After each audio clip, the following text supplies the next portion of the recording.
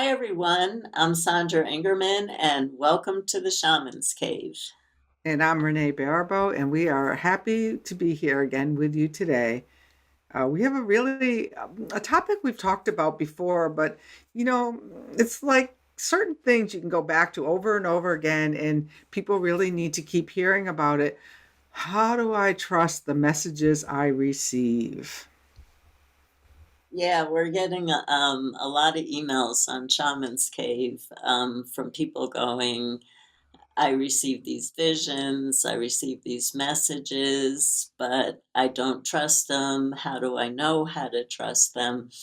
And as we've talked about on previous shows many times, we have to have patience for ourselves and compassion for ourselves because we grew up in a culture that said if you're having visions and if you're having intuitive hits, you're crazy.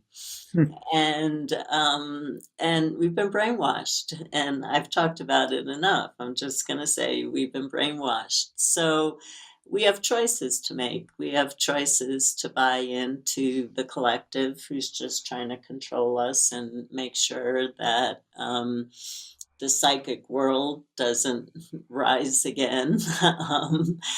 um, but the point is you did not grow up in a culture that recognized visions. You Hmm. did not. Um, and if you did, visions were for holy people or people, but definitely not you. So, of course, you're going to question. Of course, you're going to question. I've been practicing shamanism for 40 years. And I still tell myself I'm drumming, and I tell myself, do you know that you're actually crazy? And what I do is I don't fight with myself because I found in 40 years of journeying that that's just a waste of time. My mind is just conditioned too well. So I go, yeah, you're right. I am crazy. And I'm just going to keep drumming. And it's true. You're right. I am crazy. And then as I've acknowledged my mind saying that, and it leaves me alone. That's funny. Years ago, when I'd have these visions, and then I'd always say, "Oh, that came true." A friend of mine suggested writing them down on a white note card when you have a vision, just not because it's for your own confirmation. I remember a couple years, 3 years or so ago, we're on fourth year now, and 10,000 subscribers. Make sure you like us on YouTube and subscribe. But now we're going to go for 20,000. We That's want right. to, but that's beside. So 3 or 4 years ago, I was talking with Sandra here, and I'm there like, I had this greatest vision about this shamanic movie where everybody has to stay inside and you can only go out with a little bubble on your head for a few hours at a time. Well, I was having the vision of COVID. I just didn't know it. And I didn't know enough about my own visioning process to know that, oh, this is coming, in 6 months. This is not, the next Hollywood blockbuster. And, but I tried to sell it to the producer and that the winds were going to heal this from 40 years in the future. And which is probably a good, now I should remember the part about we're going to heal it from the future. We can travel to the future and heal this back. I like that idea. But I don't always trust what I see, or even sometimes I don't even have a context of where to put it. Right. Absolutely. Yeah, I remember right before 9/11 happened, I was taking my walk through the arroyo as I do most days, and the wind told me, the wind came and the wind said something really big is getting ready to happen. But that was all I got. And then I went to Postnet. Postnet is one of those mailing places. You know, they package things up for you and mail them. And I went to Postnet. This was, as you know, 9/11 was a long time ago. And the guy behind the counter said to me, you know, I don't know what it is, but I have this really weird feeling that something really bad is getting ready to happen. And I said, I know, I got that same message. And we just looked at each other. We didn't know each other. We weren't friends. This was just an employee in a mailing shop. And so we don't understand how our radar, we have amazing radar. Um, and we pick up on things, and part of it is feelings that we pick up on, part of it is visions that we pick up on, part of it is audient, clairaudient messages that we pick up on, which is more what I work with. And what I can tell you, and I know Renee has her own wisdom, but what I can tell you from 40 years of teaching shamanism is I cannot prove to you on the show that your visions and your intuitions are true. I can't. But I can say, like Renee has shared with us, if you watch your results and you see how your visions come true and your intuitions come true, that's the practice. It's like we keep talking about how slowly you have to work up to building muscles. You have to work that slowly in building up your spiritual muscles too. And so start with a place of not trusting. That's fine. It's absolutely fine. Um, and see what happens. It made me laugh because this week I walked into the bathroom, and there in my little slippers was a wind spirit card. And it's like, how did you get into my slipper? And it was Nord, the winds of prosperity. And I put it on Facebook. I took a picture because this is me. As many times as I've been shown, I still need those reassurances that what I saw was really correct. So I took a picture and shared it in my Wind Clan group on Facebook. And somebody said, "Oh, yeah, you need the winds of prosperity this week because you're building a house." It's like, and then it's just like, but the thing is I forget to call in the wind sometimes. I mean, I forget because we're human and we need to be reminded over and over and over again. So as soon as I stepped in my shoe the third time, now the wind spirit card, that was first lying flat. Now it's lying straight up. Like it bent over and is lying straight up. So when I stepped on it, I had to feel it to say, okay, I hear you. Go outside and call in this wind spirit for help. Yeah, we all have the allies, and Wind was actually my ally for many, many years. And I actually, wind has been the one element that I've been afraid of because as a child growing up in New York, I had to walk to school during hurricanes, and the wind was always pushing me around. I was almost died in a plane crash that got stuck in a wind shear, and I have done everything, but I've never been able to let go of the PTSD from that. And but but I keep going back to the fact this happened in the 1980s that the plane was supposed to crash. Planes don't get out of a wind shear. And so the wind, again, was my ally. We had a terrible landing, people screaming, things flying all over. The captain traumatized, but we made it, and I believe it was the winds. Mhm. So we have a lot of protection. We're constantly getting messages. We're constantly getting downloads. Um, my issue is not worried about whether people trust the downloads or not, because that's something, again, that you just have to find out over time. Some of the issue that comes up for me in reading all the messages that I get is you can get ungrounded with the visions and the intuitive hits and the messages that you're getting too many downloads. And so part of it is we really have to work on body, mind, and spirit. Um, And you have to have a strong enough body to get these downloads. Trust me, you do. Otherwise, you start feeling like you put your finger in a socket and electricity is just running through your body. Um, and so, trust comes from experience. That's what I keep teaching over and over again. You can't learn trust. You can't learn trust.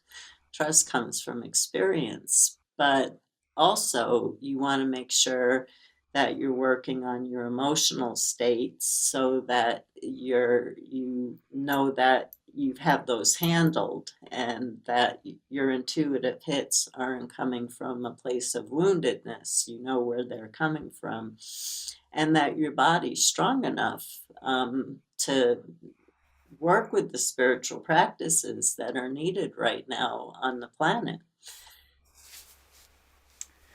Absolutely. I totally agree about having an embodied earth experience, because I think that's why I thought the word practical before shaman was a good thing, although I've learned that it's pretty redundant, that most shamanism was about practical practices. But so I'm practical. And but this there's been times in my life where the weakness in my able to discern was embodied. One time I was hit with an arrow, an energetic arrow that disabled my neck for, it took me 2 or 3 years to get out of it. And when you're in that amount of pain, it's really hard to discern anything, because you're not sleeping, you're trying to navigate that situation. And so it becomes really kind of a muddy experience. So to keep my body as well tended to as I can is something that's been really important to me. Like right now, I take a wind walk pretty much almost daily. And that's become my embodied way to receive information. I was in a plane that lost its engine right at takeoff out of Chicago O'Hare, which is like a really, really busy airport.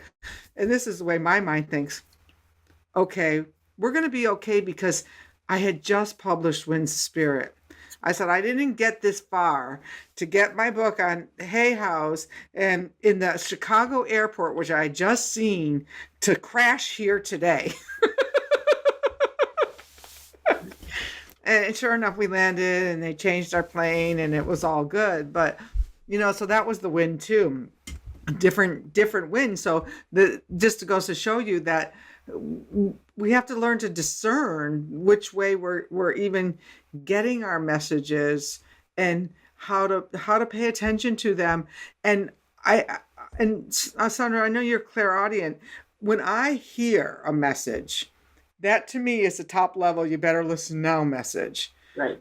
That's the one, like, your cat's going to go today so you can grow spiritually the day my cat died. Those are the kinds of messages I hear. But so many of the other ones are like really, really subtle. Mhm. Like like the wind spirit card in the shoe. Mhm. I don't know if that's subtle, but Yeah, yeah, yeah. And I think with those kinds of messages, those subtle messages, I get a lot of subtle messages, and I just pretty much let them go because I know when my spirits are trying to tell me something, they're pretty loud about it. So, but sometimes I'm really curious about the subtle messages, and I realize I'm not trying to be arrogant. I realize that I've missed a lot in my life because I was just waiting for the blaring horn coming in telling me certain things. So, next. I did miss, but what I share with people is, besides watching your results, if you're getting subtle messages, go out into nature and do a wind walk, or just walk, and or sit down if you're by a body of water, or if you're not. And I live in the desert, I'll sit on a rock, I'll lean against a tree, um, and just ask yourself, in your absolute wildest imagination, what could this message mean? Hmm. In my absolute. wildest imagination, what could this message mean? And I've been teaching that for 40 years. And then the other one is doing automatic writing. And it's Mhm. amazing what you get from automatic writing. And there's so many ways to, and I'm not an expert. I just do automatic writing for myself. And I taught it in Tarot workshops when I used to teach the Tarot. Um, you put on me. I put on music. This is how I do it. That doesn't have words, and I write the message down. I got a subtle feeling today while I was walking, but I don't have a clue what it was. I have a feeling that the spirits are trying to contact me, but I'm not really sure what they're trying to say. And so you write that question down. What are the spirits trying to say? What does that subtle message mean? And then I just close my eyes and I let my hand write. And it doesn't matter, it's writing all over the page. It doesn't have to be look good. And I just let it flow. And I open my eyes at the end, and I can't believe the knowledge that comes through. It's really been one of my best ways of interpreting things that I don't know how to interpret, or if I want to find a deeper interpretation, like I learned the tarot from a teacher who had very similar characteristics to me. And so I liked her way of working, but sometimes I wonder, is there a different mystery in the cards that I didn't get from her? Am I missing something? And so I used to do automatic writing and I'd go, oh my God, I can't believe that. So that's a real way of working with subtle messages is walking, nature, and writing. Hmm. You made me think about something about, the style of the teacher and stuff. An, and another question that I get when I'm doing this is like, is this my message? I mean, there's a lot of chatter going on out in the ethers, and you may be a fine-tuned, antenna and like flipping through your cable box. Not all of those messages are necessarily intended for you. So if something comes in and it doesn't feel quite right, you can ask, is this message for me, or was this something I was supposed to deliver to somebody else, or did I just get caught in the crossfires of a message? Yeah, I definitely agree with that. And we talked about this on another show. We did an exercise with you, and unfortunately, I can't remember the name of the show, but we did an exercise of going in and learning how to find an intuitive symbol or Mhm, color that tells you whether a message that you're getting is a truth or lie. And it's mhm. so simple. It's you just close your eyes and so I'll make it simple. I'll just do it myself. I love roses. And I tell myself I love roses, and I close my eyes and get the feeling of what that feels like. And then I get up and I do something in my house for just a minute, and I come back to exactly my same seat. I take exactly the same position, and I close my eyes and I say, I absolutely detest roses. I hate them. I hate their smell. I hate their color. I hate the way they look. And I watch what happens in my body, and my body goes ballistic when a lie like that. That's a lie. And your body knows. Your Mhm. body always knows. And so it's a very simple exercise, really takes less than 5 minutes. And then you get a tool of getting the knowledge of, did you just pick up something strange from the universe? Or am I supposed to be paying attention right now to what's happening? I use this old simple one where I put my thumb and my baby finger together, and I'll say, this is a yes, this is a no, And then, once I know how I test, I'll just say, is this true? Is this false? And that old muscle testing thing really is a simple tool that really works. Especially if you want to know. And the other one you were talking about is that embodied, like uh, where it's a practice we use in the wind work, is that you stand with your knees a little bent out in the wind, because we like to be outside in the wind, and you mention your name, and if your name is correct, you kind of bend. Well, I bend forward with yes, and I bend backwards with no. So there's your body is your awakening compass, and so it always has the tools to tell you whether yes, no, or maybe, and come back to ask that question again.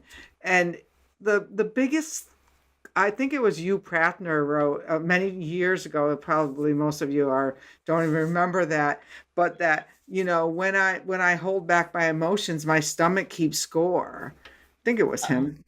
And this whole idea that our bodies will always tell us what's true and what's not true if we become that finely tuned violin. that's beautiful. I love that. I Well, really thanks. do. Yeah, yeah, yeah. So, this is a time, where there's so much going on in the world right now. And this is a time where the spirits are trying to help us grow into ourselves right now. And so we are seeing visions and we are getting messages, and the messages about your own self growth are really important to be listening to right now, because this is a time of learning. Is my belief is that this is a time of learning for humans, about waking up.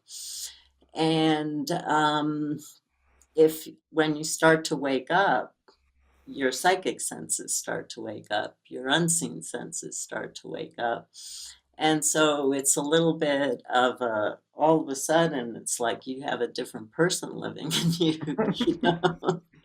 You've been possessed by yourself, the good parts of yourself, the parts that didn't get brainwashed by society. And so follow the results, Mhm. follow the results, kind of do an experiment and watch what's coming up for you, and then see how that manifests in your own life and how that manifests in the world. And then you start slowly just becoming more confident in Mhm. what's starting to come through. And the bottom line is that people who have been working spiritually, I'm not talking about everyone on the planet, are getting more sensitive right now and Mhm. are bringing through more messages. And so take care of yourself, make sure you're grounded, make sure you're eating right. I know a lot of people don't have the money for food right now, but do the best that you can to make sure that you get some nurturance and make sure that you get some sunlight and take care of the body, because the body is your home.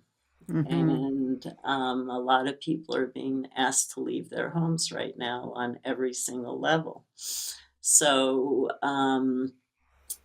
take care of your body and do some research and experiment on the messages that you're getting and see how they actually manifest, Mhm. because this is the time of awakening. And a couple of suggestions that I would make would be go back to our last episode, and and if you want to be more intuitive, more insightful, and get more messages, go back to that journey that we did last week and plant new seeds for your awakening of those senses. A lot of times we want to plant seeds for material or food or whatever, but you're also invited to ask the spirits for more guidance, more help. And we forget that we're in cooperation, we're in communication, and start to trust those tools. And stick with us, because we offer some great tools just in our conversation between each other, and that we've done it differently and similarly. But and make sure you subscribe, because now we've hit 10,000. We want to go. We want to we want to get, wouldn't, just think about this. Wouldn't the world be a better place if 1 million people were listening to Sandra and I give us tools for living in this time, instead of, some of the other tools that are out there and the hostility and stuff? We get more people listening to, these are nature-based tools that can help you navigate this chaos. Yeah, and you have to understand, Renee and I both have been through a Mhm. lot in this lifetime. I mean, we've both been taken down big time in initiations, and I still am in one myself.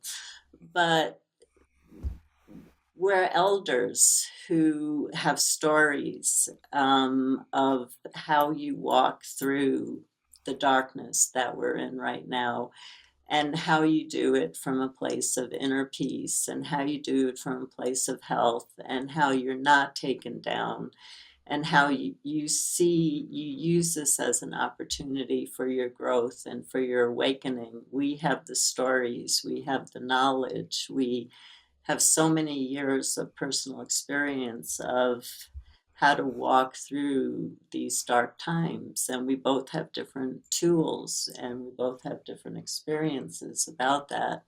So this is an incredible gift. This is what people would want. They'd want grandparents who told them this was a terrible thing that happened in my time, and this is how we got through it, and this is how you can get through it. And so we're here for you. We're here for you. So Mhm. tune in and share and let other people know that we're here for you too. And we know how to do this one. We all know how to do this one. We came in for this, but we have to wake up.